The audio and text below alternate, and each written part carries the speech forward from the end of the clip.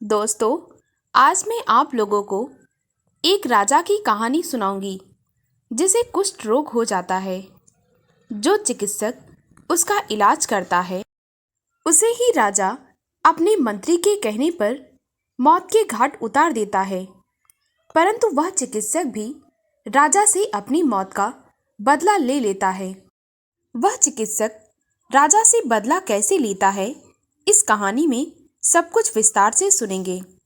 अगर इससे पहले आप मेरे चैनल पर नए हैं तो प्लीज़ मेरे चैनल को सब्सक्राइब करें, वीडियो को लाइक और शेयर करें। तो आइए कहानी को सुनते हैं। बहुत समय पहले की बात है। यूनान में एक राजा राज्य करता था।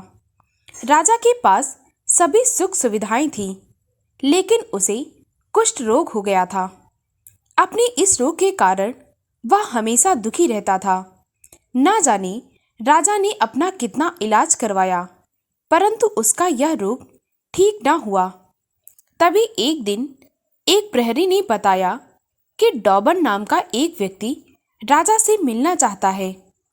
डॉबन पेशे से एक चिकित्सक था जो निश्चित रूप से राजा के घावों को ठीक कर सकता था।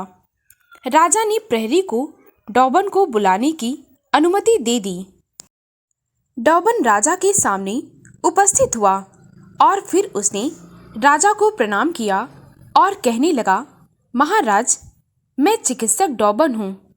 मैं सभी देशों की भाषाएं जानता हूँ और मैंने अपनी यात्राओं से जड़ी बूटियों और दवाओं के विषय में बहुत कुछ सीखा है। मेरी औषधीय जड़ी बूटियाँ आपकी बीमारी को बिल्कुल ठीक कर देंगी। आप देखना, चमत्कार हो जाएगा। यह सुनकर राजा बहुत खुश हो गया। तब डॉबन कहने लगा, मैं जानता हूँ कि कोई भी चिकित्सक महाराज का इलाज करने में सक्षम नहीं है, लेकिन अगर आप मेरे कहने के अनुसार मेरे नियमों का पालन करेंगे तो मैं आपको बिना दवा या मरहम के इलाज के ठीक कर दूंगा। यह सब सुनकर राजा बहुत खुश हुआ और कहने लगा, ठीक है, मैं तुम्हारी बातों से सहमत हूँ। मैं तुमसे वादा करता हूँ कि तुम्हें जो ठीक लगे तुम वह करो। मैं तुम्हारी सारी बातों का पालन जरूर करूँगा और मैं ठीक हो जाने के बाद तुम्हें इतना धन दूंगा कि तुम्हारी 7 पीढ़ियाँ बैठकर आराम से खाएंगी। उन्हें कुछ करने की जरूरत नहीं होगी। चिकित्सक अपने घर गया और एक पोलो का बल्ला बनाया, जिसके हत्थे को उसने खोखला कर दिया और उसमें वह दवा डाल दी जो उसे लगाना था।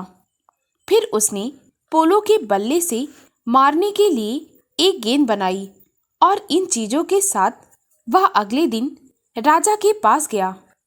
राजा के पास जाकर डॉबन राजा से कहने लगा, महाराज, आप घोड़े पर चढ़कर उस बल्ले और गेंद के साथ पोलो खेलें। उसकी यह बात सुनकर सभी लोग बहुत हैरान थे। राजा भी बहुत हैरान था, परंतु राजा ने यह वादा किया था कि डॉबन जो कुछ भी कहेगा राजा बिल्कुल वैसा ही करेगा। इसीलिए राजा बिल्कुल चुप रहा।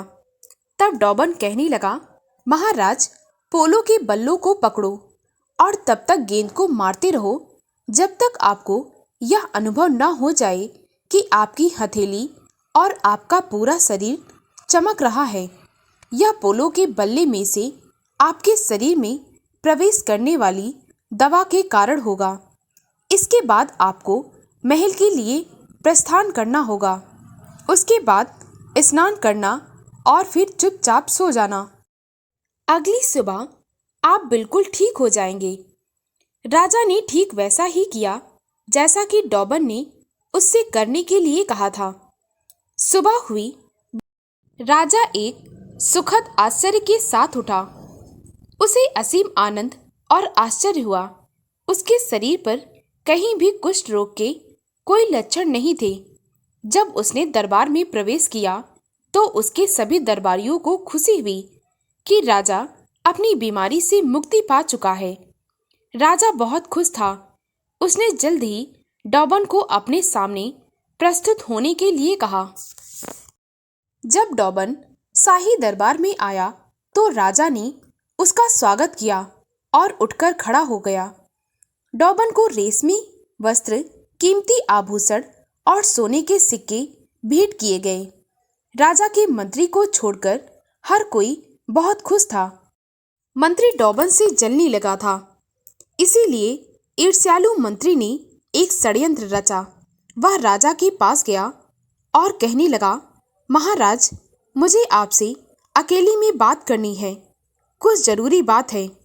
जब राजा मंत्री के साथ अकेले में पहुंचा तो कहने लगा, कहो मंत्री, क्या कहना चाहते हो? वह कहने लगा, महाराज, मैं बहुत खुश हूँ कि आप ठीक हो गए, लेकिन आप इस चिकित्सक पर कैसे भरोसा कर सकते हैं? वह जादुई शक्तियों वाला कोई दुष्ट जिन्न हो सकता है, या हो सकता है यह आपका विश्वास जीतने के लिए किसी अन्य राजा द्वारा भेजा गया हो और बाद में आपको मार डाले। राजा को यह सब सुनकर बहुत गुस्सा आ गया और कहने लगा, आपने यह कहने की हिम्मत कैसे की? अगर वह मेरी जान लेना चाहता तो उसने मेरा इलाज क्यों किया? मैं देख रहा हूँ कि आप डॉबन से ईर्ष्या करते हैं और यही कारण है कि आप उसके विरुद्ध बोल रहे हैं।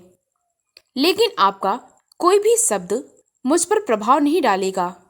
मैं डॉबन का सम्मान करता हूँ क्योंकि वह सम्मानित होने के लायक है, और वैसे भी मैं मूर्ख नहीं हूँ क्योंकि मैंने वजीर द्वारा अपने राजा सिंदबाद को सुनाई गई कहानी से सीख ले ली है। तभी मंत्री एकदम आश्चर्य से कहने लगा, महाराज, क्या कृपा करके आप वह कहानी मुझे सुना सकते हैं? राजा कहने लगा, हाँ बिल्कुल। तभी मंत्री ने कहा, वह कौन सी कहानी है महाराज? राजा कहने लगा, एक पति और तोता की कहानी। तभी मंत्री ने कहा, महाराज, मैं अभी वह कहानी सुनना चाहता हूँ। राजा कहने लगा, तो ठीक है, कहानी को ध्यान से सुनो। एक शहर में एक दयालु, परिश्रमी और ईमानदार व्यक्ति रहता था। उसकी पत्नी बहुत सुंदर थी। वह अपनी पत्नी को अपनी दिल की गहराई से प्यार करता था। वह हमेशा उसके लिए उपहार लाता और अपना ज़्यादा से ज़्यादा समय उसी के साथ बिताता था। एक दिन उसे किसी जरूरी काम से शहर जाना पड़ा।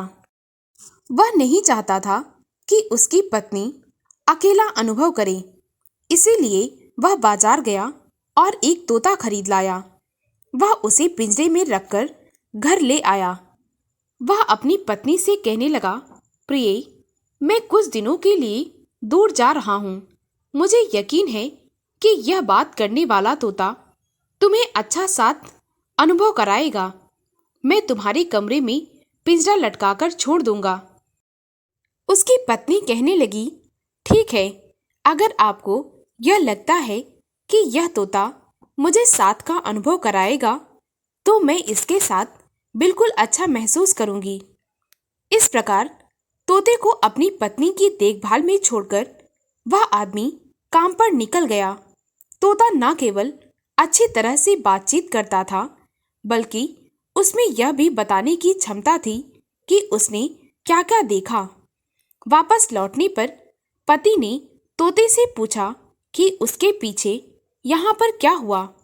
तोते ने उसे बताया कि कैसे उसकी पत्नी ने उसके पैसे खर्च किए, अनावश्यक सामान खरीदा और नौकरों के साथ बहुत बुरा व्यवहार किया। जब पति ने यह सुना तो उसे बहुत गुस्सा आई। उसने अपनी पत्नी को बहुत ही ज्यादा डांट लगाई।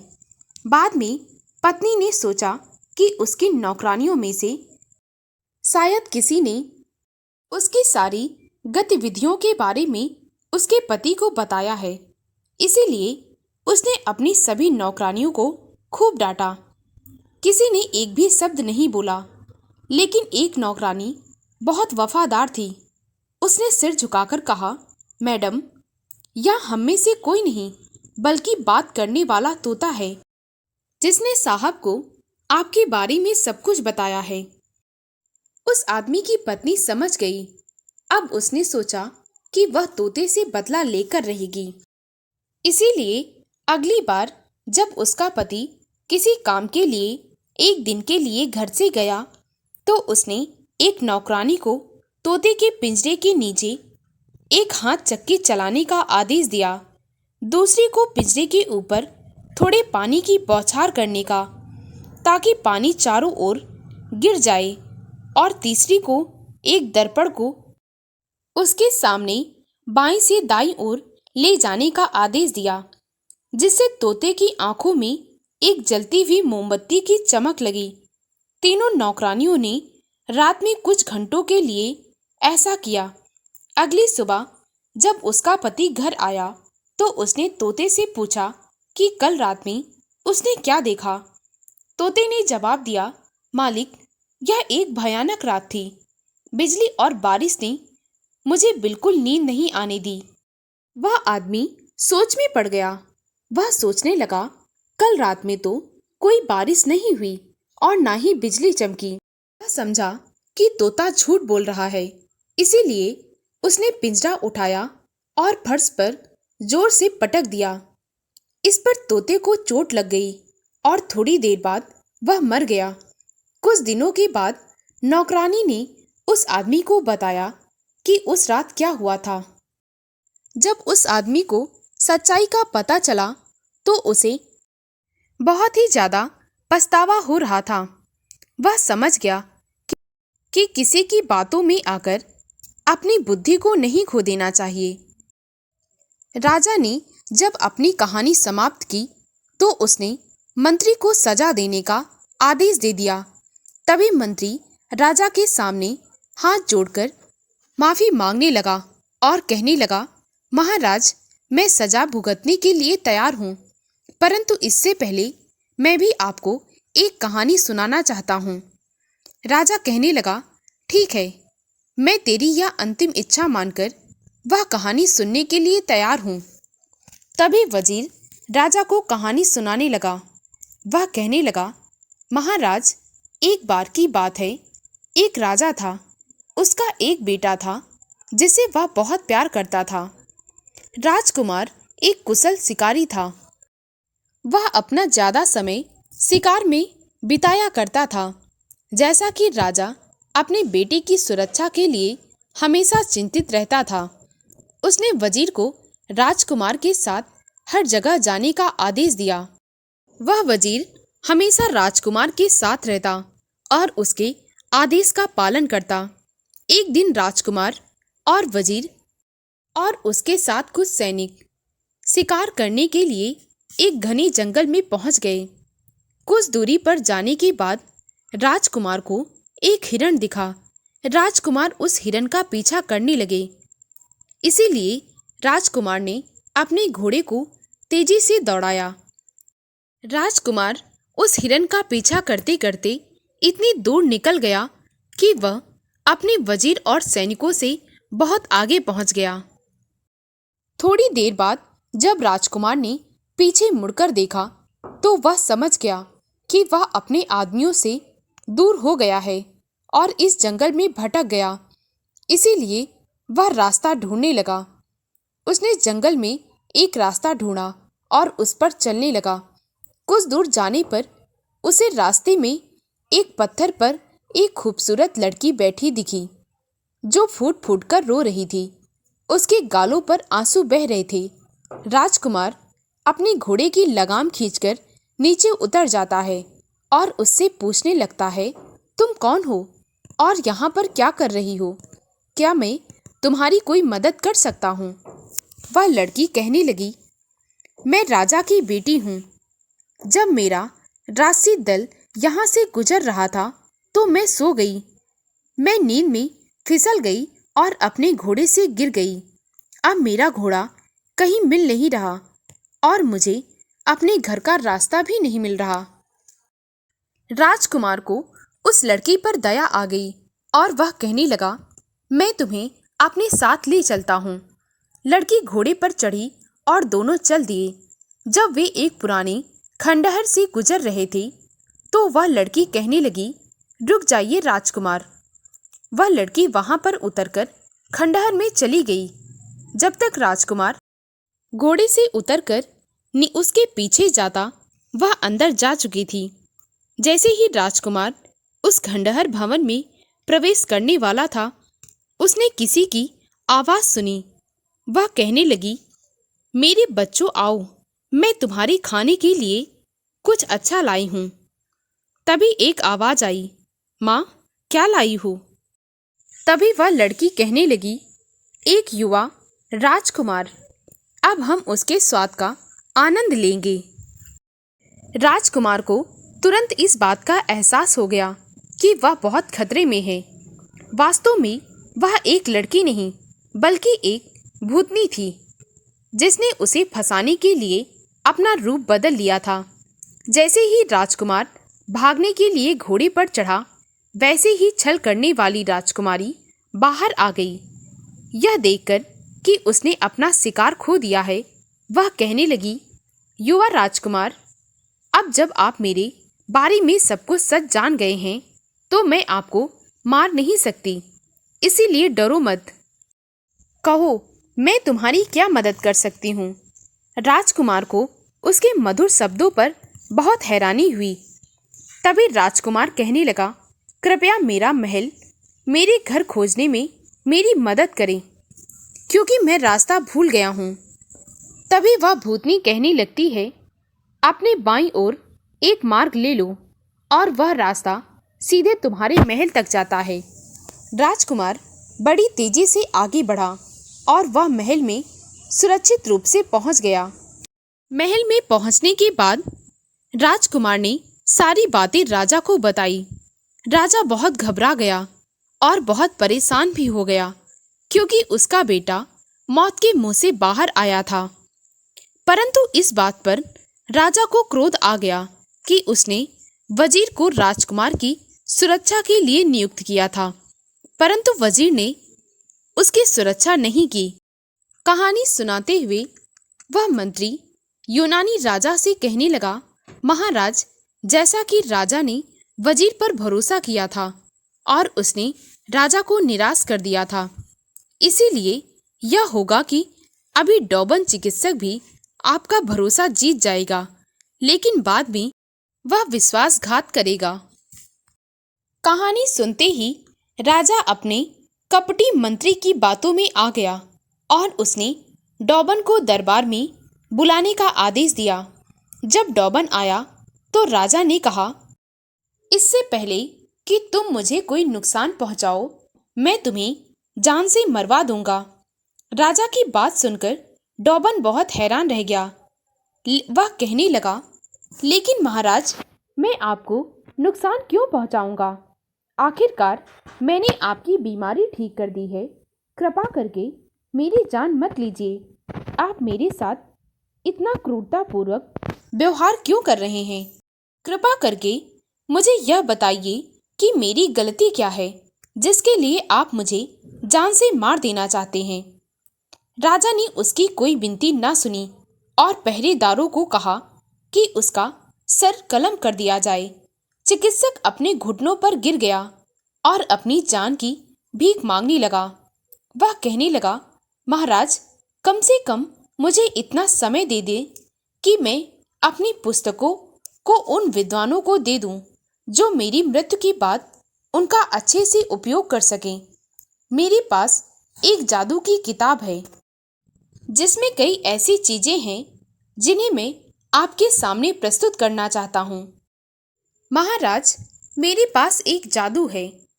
अगर आप मेरा सिर काट देते हैं, फिर भी मेरा सिर आपके सारे सवालों का जवाब देने के लिए तैयार होगा। आप अपने सवालों का जवाब मेरे सिर से प्राप्त कर सकते हैं। और यह राज मेरी उस पुस्तक की 6वें पन्ने में लिखा है। आप चाहें तो वह पन्ना आराम से पढ़ सकते हैं। राजा इस चीज को देखने के लिए उत्सुक हो गया। उसने मृत्युदंड को रोक दिया और कुछ सैनिकों को डॉबन के साथ जादू की किताब लाने के लिए उसके घर भेज दिया। चिकित्सक पूरी रात घर पर रहा और अपने काम को निपटाता रहा। अगले दिन दरबार में भारी भीड़ इकट्ठा हो गई डॉबन एक बड़ी किताब और एक बेसिन लेकर आया। उसने किताब के आवरण को बेसिन पर फैला दिया और उसे राजा के सामने प्रस्तुत करते हुए कहा, महाराज, मेरा सिर कटवाने के बाद उसे इस बेसिन पर रख देना। इस प्रकार मेरा खून बहना बंद हो जाएगा। तब तक आप पुस्तक खोल सकते हैं और प्रश्न पूछ सकते हैं, जिनका उत्तर मेरा सिर आसानी से दे देगा। लेकिन महाराज, मैं आपसे दया की भीख मांगता हूँ। कृपा करके आप मेरा सिर कलम ना करवाएं, क्योंकि मैं निर्दोष हूँ।